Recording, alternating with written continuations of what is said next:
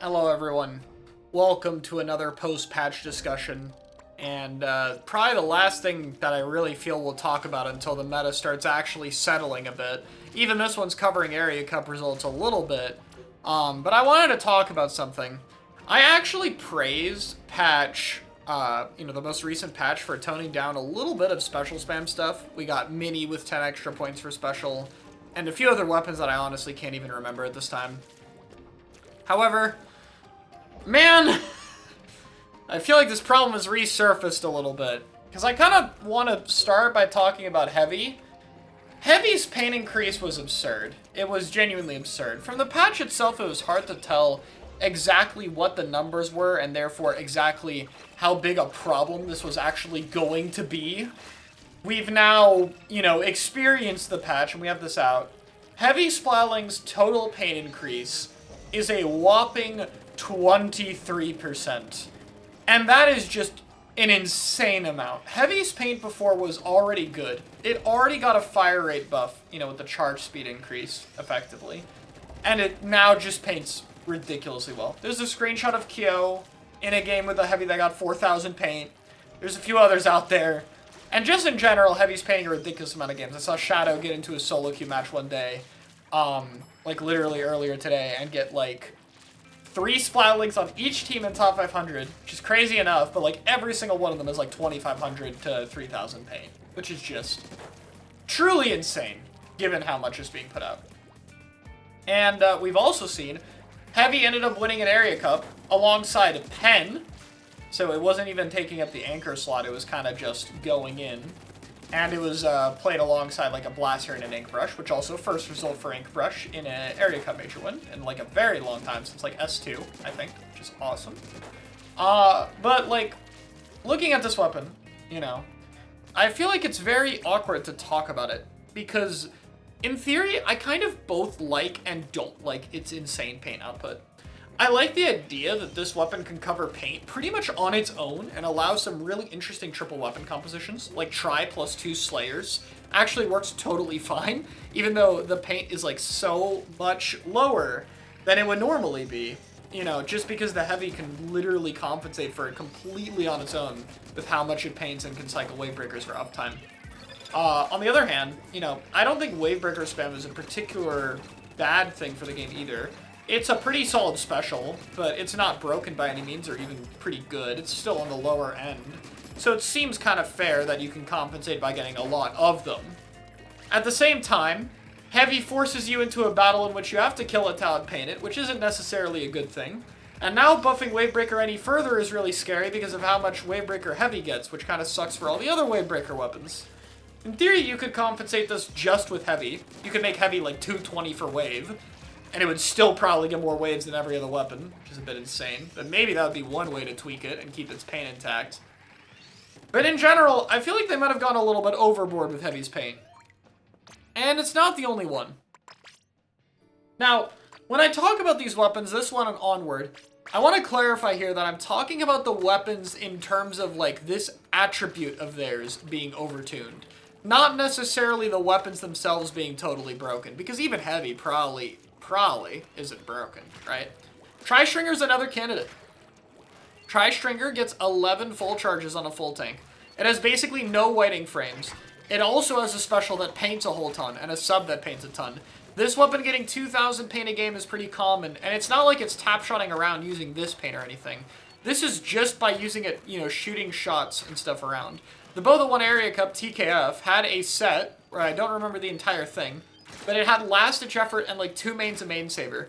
When fully proc, that gives you about 20 shots on a full ink tank. It seems kind of ridiculous, but the idea is literally just that you never have to stop recovering your ink tank. That you can just keep shooting, and shooting, and shooting, and shooting with the weapon forever and getting a ton of paint, and it's a 190 super jump. We have VAC 96, which primarily got results due to its ability to cycle ink vacuum. It was noted that it could cycle vac in top-level matches in 43 seconds, which is really, really fast for top-level games where you have to do a lot more besides just painting. It's very cheap at getting it, and it's kind of the weapon's main strength. Dynamo's paint increase, while probably the most balanced one out of all of this, since it does have ink efficiency to deal with it, is still probably a little crazy with the 190 cooler, of all things. And honestly, there's probably a few other weapons you could talk about. These are just the main ones that come to my head.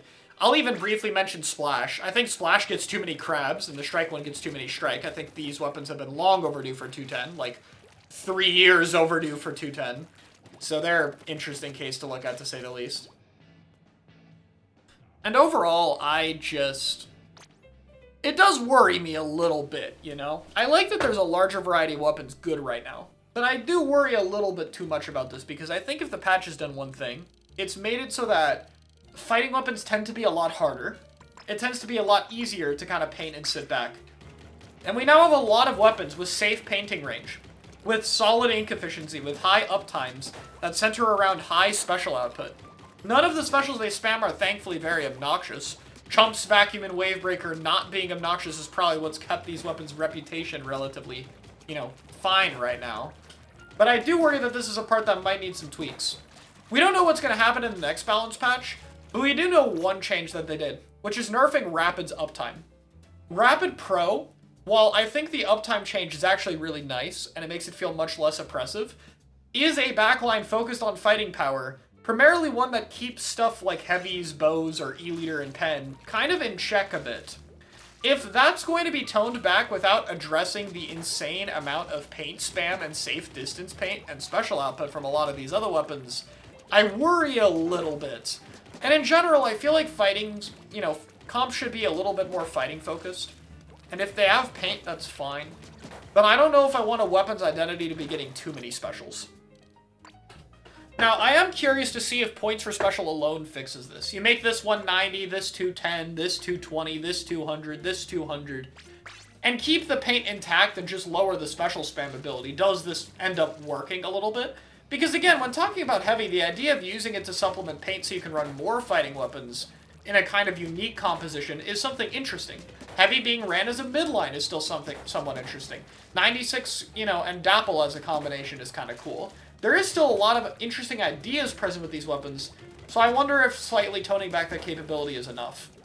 When it comes to heavy, though, I think this might represent the point where we've gone just a little too far in one direction, though.